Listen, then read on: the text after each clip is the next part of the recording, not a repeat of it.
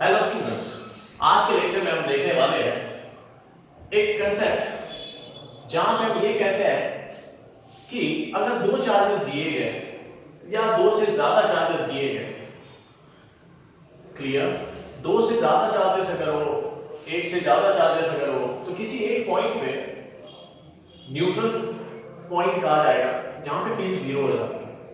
तो ऐसे पॉइंट को ढूंढना, ऐसे पॉइंट को निकालते कैसे है, आज के लेक्चर में हम लोग डिस्कस करेंगे। क्लियर स्टूडेंट्स, इसके पहले हमने देखा फील्ड कैसे निकाली जाती है, फील्ड क्या होती है, चार्ज अपनी फील्ड जो बनाता है वो कैसी होती है, क्या होती है, ये हम लोग इसके पहले डिस्कस कर चुके हैं। लेकिन आज के लेक्चर में हम लोग डिस्कस करेंगे कि न्यूट्रल पॉइंट कहां होता है, उसे कैसे निकाला जाता है। स्टूडेंट, इस कंसेप्ट पे आपको क्वेश्चन डेफिनेटली मिलते हैं, ठीक है। कई बार आपको बोलते हैं determine the position of a point at which the net field becomes zero, determine the point at which the force acting on the charge becomes zero. तो इस टाइप के क्वेश्चंस जो है ये इस फॉर्मेट के क्वेश्चन बनते हैं। तो आज हम लोग यहां पे जो बात करने जा रहे हैं, point at which the net field becomes zero, point at which the net field becomes zero. तो उसमें भी हम दो चीजें देखेंगे। पहला पार्ट में हमने दो लाइक चार्जेस लेके रखे हुए हैं। सेकंड पार्ट में जैसे हम लोग बी मानेंगे, उसमें हम लोग अनलाइक चार्जेस को डिस्कस करेंगे। तो आइए जरा समझ लेते हैं। सबसे पहले बात कर रहे हैं फॉर लाइक चार्जेस। तो लाइक चार्जेस की अगर हम लोग बात करते हैं स्टूडेंट्स, तो हम मान लेते हैं say for example we have two different charges Q1 and Q2, ठीक है। लाइक चार्जेस का मतलब है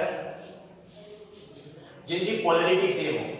हमने ये नहीं कहा लाइक चार्जेस एक जैसे चार्ज जिनकी पोलैरिटी सेम हो सकती है, ठीक है। अनलाइक का मतलब होता है जिनकी पोलैरिटी अपोजिट है, ठीक है। आइडेंटिकल नहीं बोला है, आइडेंटिकल बोले होते हैं तो इसका मतलब है कि उनका मैग्नीट्यूड सेम है, ठीक है, उनका पोलैरिटी भी सेम है। हम यहां डिस्कस कर रहे हैं लाइक चार्जेस। लाइक का मतलब है उनकी पोलैरिटी सेम है, एक पॉजिटिव दूसरा भी पॉजिटिव, ठीक है, दोनों के मैग्नीट्यूड्स अलग-अलग है। हम मान लेते हैं ये दोनों पॉइंट चार्ज के बीच का जो डिस्टेंस ऑफ सेपरेशन है स्टूडेंट्स, ये डिस्टेंस ऑफ सेपरेशन जो है ये है r।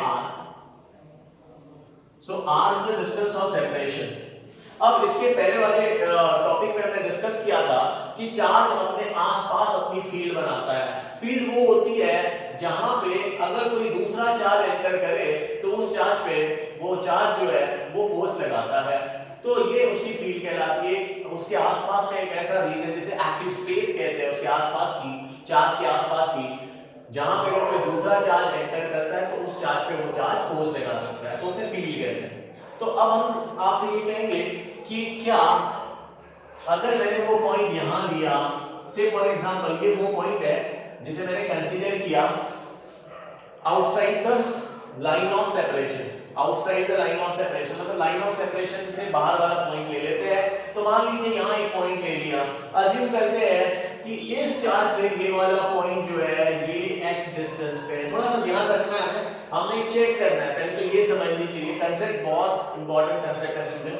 तो हमें ये देखना है कि यहाँ पे पॉइंट लिया हमने, बाहर साइड में पॉइंट लिया हुआ है, तो इस चार्ज से इसका डिस्टेंस x माना हुआ है। और सिमिलरली इस चार्ज से अगर उसका डिस्टेंस देखें तो आप कहेंगे x प्लस r या r प्लस x अवे है इस पॉइंट से, इस चार्ज से। तो अब ये अपनी फील्ड लगाएगा इस चार्ज पे, पॉजिटिव चार्ज। लास्ट लेक्चर में देखा था कि पॉजिटिव चार्ज अवे लगाता है फील्ड, अपनी फील्ड जो होता है अवे लगाता है। अवे लगाना मतलब ये पॉजिटिव है तो ये अपनी फील्ड इधर लगा देगा E2, क्लियर। इसको हम ऐसे लिख देंगे E2 को इधर लगेंगे फील्ड, यहां थोड़ा सा डार्क कर लेते हैं स्टूडेंट, इसको आपको विजिबल हो। तो यहां पे इस पॉइंट पे ये अपनी फील्ड लगा रहा है, E2 बाहर की ओर लगा रहा है, ये अपनी फील्ड, ये भी अपनी फील्ड लगाएगा, ये अपनी फील्ड लगाएगा E1। अब ये E1 कहां लगेगी, तो आपने ये समझना है कि E1 भी अवे फ्रॉम दिस पॉइंट ही लगेगी, अवे फ्रॉम दिस चार्ज ही लगेगी। अवे मतलब अपने से दूर लगाएगा, ये पॉजिटिव चार्ज है ये, तो ये मान लीजिए इसने भी अपनी फील्ड यहां लगा दी, दिस इज E1। E1 ने अपनी फील्ड कितनी लगा दी स्टूडेंट, E1 ने अपनी फील्ड इस डायरेक्शन में लगा दी। अब हमें एक चीज समझ में आ रही है कि फील्ड एक दूसरे को कैंसिल तभी कर सकती है जब वो अपोजिटली एक्ट करे।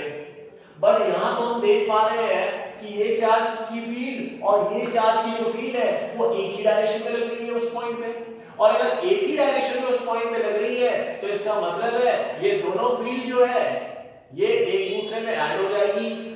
क्लियर? ये एक दूसरे को कैंसिल नहीं कर सकती है, मतलब यहां पे इस पॉइंट पे फील्ड एनहांस हो जाएगी, बिकॉज़ ये भी अपनी फील्ड लगा रहा है, ये भी अपनी फील्ड लगा रहा है, तो दोनों मिलकर फील्ड और ज्यादा स्ट्रांग हो जाएगी। ये एक दूसरे को कैंसिल नहीं कर सकती। तो इसका मतलब ये है कि आउटर पॉइंट अगर मैं लूं तो यहां पे फील्ड जीरो नहीं होने की, फील्ड कभी भी नेट फील्ड कभी भी जीरो नहीं होने की इन पॉइंट्स पे। इस पॉइंट पे नेट फील्ड जीरो नहीं हो सकती student. Same is true for this point also. अगर मैंने यहां एक पॉइंट ले लिया, उसकी जगह इधर साइड एक पॉइंट ले लिया और इस पॉइंट से इसका डिस्टेंस x मान लेते हैं, तो ये इससे इस पॉइंट का डिस्टेंस कितना हो जाएगा r + x। सेम स्टोरी, ये अपनी फील्ड इधर लगाएगा, वो भी अपनी फील्ड इधर लगाएगा, दोनों फील्ड एक दूसरे में ऐड हो जाएगी, तो यहां पे भी नेट फील्ड कभी भी इस पॉइंट पे भी नेट फील्ड आपको कभी भी जीरो नहीं मिल सकती स्टूडेंट, इतना याद रखिए। तो इसका मतलब है नेट फील्ड बाहर वाले पॉइंट पे इस सिनेरियो में कभी भी जीरो नहीं हो सकती है। तो फिर क्या होगा? तो आइए एक दूसरे पॉइंट पे चेक करते हैं।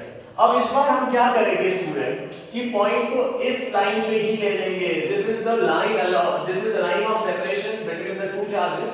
तो यही हम लोग एक पॉइंट कंसीडर करते हैं। Say for example there is a point P, और ये पॉइंट जो है इस चार्ज से x डिस्टेंस पे है। कितने डिस्टेंस पे है? x डिस्टेंस पे। उसी तरीके से इस चार्ज से इस पॉइंट का जो डिस्टेंस है वो हम मान लेते हैं r - x हो जाएगा ऐसे। क्लियर? अब सुनिए क्या होगा। ये चार्ज पॉजिटिव है तो ये पॉजिटिव चार्ज इस पॉइंट पे इस डायरेक्शन में फील्ड लगाएगा। क्लियर? तो ये वाला जो चार्ज है ये इस पॉइंट पे इस डायरेक्शन में फील्ड लगाएगा, इस डायरेक्शन में फील्ड लगाएगा। ऐसे बना लेते हैं इसको E1, जो कि ये पॉइंट लगा, ये चार्ज बना रहा है अपनी फील्ड वहां। अब ये है बिकॉज़ पॉजिटिव चार्ज है तो अवे बनाएगा। अच्छा, Q2 भी उसी पॉइंट पे फील्ड बनाएगा अपनी। हर चार्ज के पास अपनी फील्ड है, होती है ना, तो ये चार्ज भी अपनी फील्ड बनाएगा। ये चार्ज इस पॉइंट पे अपनी जो फील्ड बनाएगा वो इस डायरेक्शन में बनाएगा अवे फ्रॉम इट, तो इस चार्ज से फील्ड इधर बनेगी। तो हम मान लेते हैं ये फील्ड अपनी इधर बना रहा है, ये इस चार्ज की फील्ड है E2 की, तो E2 की इधर लग रही है, E1 की इधर लग रही है। गाइस यहां पे दोनों फील्ड एक दूसरे को अपोज कर रही है। अगर दोनों फील्ड एक दूसरे को अपोज कर रही है तो हम ये मानेंगे कि यहां पे चांसेस है फील्ड एक दूसरे को कैंसिल कर दे और न्यूट्रलाइज कर दे। तो आइए अगर मान लिया जाए this is the point at which the net field becomes zero. ये कब होगा? ये तभी होगा जब इसका मैग्नीट्यूड और इसका मैग्नीट्यूड एक बराबर हो जाएगा। मैग्नीट्यूड की बात कर रहा हूं, डायरेक्शन अपोजिट है, मैग्नीट्यूड अगर सेम हो गया तो क्या मैं कह सकता हूं फील्ड जो है वो एक दूसरे को कैंसिल कर देगी। ठीक है, तो हम मान लेते हैं for field to be zero,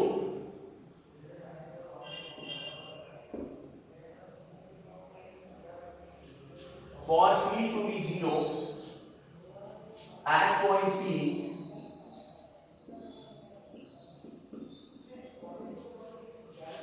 हम इसको फील्ड टू बी की जगह for net field to be zero at point P कर देते हैं। For net field to be zero at point P हम ये कहेंगे कि E1 should be equal to E2।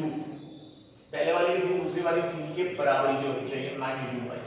तो इस केस में क्या हो जाएगा? चलिए इसकी फील्ड बताइए यहाँ क्या हो जाएगा। हमने पढ़ा है ना फील्ड का फॉर्मूला क्या होता है, तो हम पढ़ते थे फील्ड होती है, ये चार्ज बनाएगा अपनी फील्ड P पे, तो होता है 1/4 पाई एप्सिलॉन नॉट। गाइस अगर मीडियम नहीं दिया है तो क्या लेना है? फ्री स्पेस लेंगे या फिर एयर एज अ मीडियम लेंगे। फ्री स्पेस या फिर एयर एज अ मीडियम, उसके लिए क्या हो जाएगा 1/4 पाई एप्सिलॉन नॉट। तो यहाँ पे हमने लिया 1/4 पाई एप्सिलॉन नॉट। Q1 ये अपनी फील्ड पे लगा रहा है, तो Q1 कितना? यहाँ से यहाँ का डिस्टेंस ऑफ सेपरेशन का स्क्वायर, तो आप इसका स्क्वायर कर दो। अच्छा यहाँ क्या हो जाएगा देखिए 1/4 इसका सेपरेशन कितना है, यहां से यहां तक, यहां से यहां तक का सेपरेशन है r माइनस x इसका स्क्वायर। तो यहां कुछ कॉमन दिख रहा है तो हम उसे कैंसिल कर देते, ये कैंसिल हो गया इसके साथ। तो क्या होगा स्टूडेंट, तो आइए जरा देखते हैं, क्या मैं इसको इधर ले जाऊं तो हम लिख सकते हैं x square upon r minus x का स्क्वायर इक्वल्स टू, इसको इधर लेके इसको इधर लाते हैं तो ये हो जाएगा q1 अपॉन q2। अच्छा इसके बाद क्या करेंगे, टेकिंग स्क्वायर रूट, लिख लो यहां taking square root,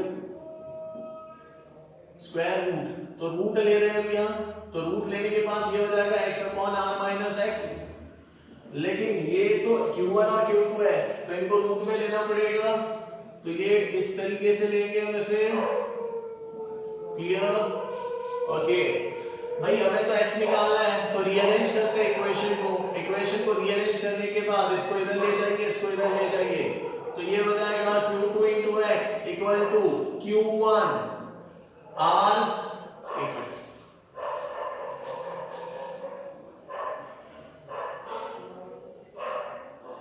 q1 r minus x,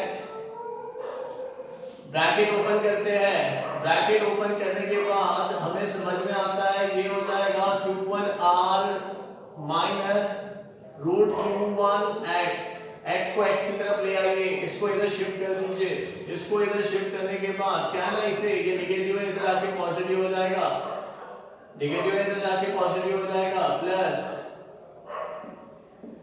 और इधर क्या बचेगा q1 r, यहां से x कॉमन निकाल लिया जाए तो यहां बचेगा root q1 plus root q2 equals to root q1 into r, तो x यहां से बड़ी आसानी से निकल आएगा student q1 r upon root q1 plus root q2, ये है distance from charge q1 at which distance from charge q1 at which net field becomes 0, तो हम लिखेंगे this is the position of point P from q1 at which net field becomes 0,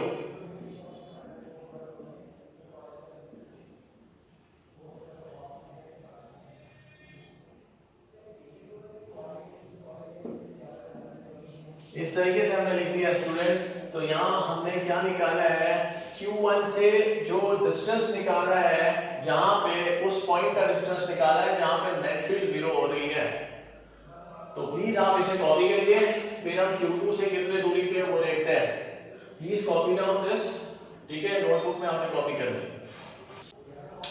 now similarly if we say distance of point from q2 at which net field becomes 0, तो हमने कितना लिखा था r minus x पे हमें net field 0 मिल रही थी, तो वो क्या हो जाएगा, similarly distance of point P from q2 is given by r minus x equals to root q2 upon root q1 plus root q2 का q2 into r। देखिए यहाँ पे दोनों का फर्क समझिए स्टूडेंट, यहाँ पे जब हम लोग बात कर रहे हैं q1 की, q1 से डिस्टेंस निकाल रहे हैं, तो यहाँ पे वो चार्ज का रूट आना है नीचे, sum of the root of the two charges और इनटू डिस्टेंस ऑफ सेपरेशन से मल्टीप्लाई करना है। स्टूडेंट ये फॉर्मूलेज आपने बिल्कुल याद करके रखने हैं, इसकी भी बात कर रहा हूं, इससे कितने डिस्टेंस पे ये पॉइंट, तो r माइनस x पे है, तो यहाँ पे हमने इसके लिए जब डिस्टेंस अगर निकाला है, this is r, this r minus x is the distance at which the net field becomes 0 from charge q2, ये वो डिस्टेंस है चार्ज q2 से, मतलब यहां से लेके यहां तक का डिस्टेंस है। अगर मैं इसको x लिया और इसको y लिया होता, क्लियर होगी बात, तो उस केस में y हो जाता था, क्लियर। तो ये कितना है देख लो, यहां पे आ जाएगा रूट q2, जिससे डिस्टेंस मेजर कर रहे हो उसका चार्ज आएगा यहाँ पे ऊपर में न्यूमरेटर में, और डिनोमिनेटर में आएगा sum of the roots of the charges. Into distance of separation से मल्टीप्लाई करना है। याद रखिए स्टूडेंट, ये फॉर्मूला आपने ध्यान में रखना है न्यूमेरिकल सॉल्व करने के लिए, बिकॉज़ न्यूमेरिकल सॉल्व करने के लिए आपको ये सारी चीजें डिराइव करने में टाइम वेस्ट नहीं करना है। आपने इमीडिएटली फॉर्मूले जो है उसको रिमेंबर करना है, उसको थरोली याद रखना है। थरोली याद कैसे करेंगे तो थोड़ा सा ध्यान रखिए। हम ये कह सकते हैं कि चार्ज q1 से अगर डिस्टेंस निकाला जाए, चार्ज q1 से डिस्टेंस निकाला जाए तो न्यूमरेटर में आएगा root q1 upon sum of root के दोनों चार्जेस के सम रूट के साथ multiplied by distance of separation.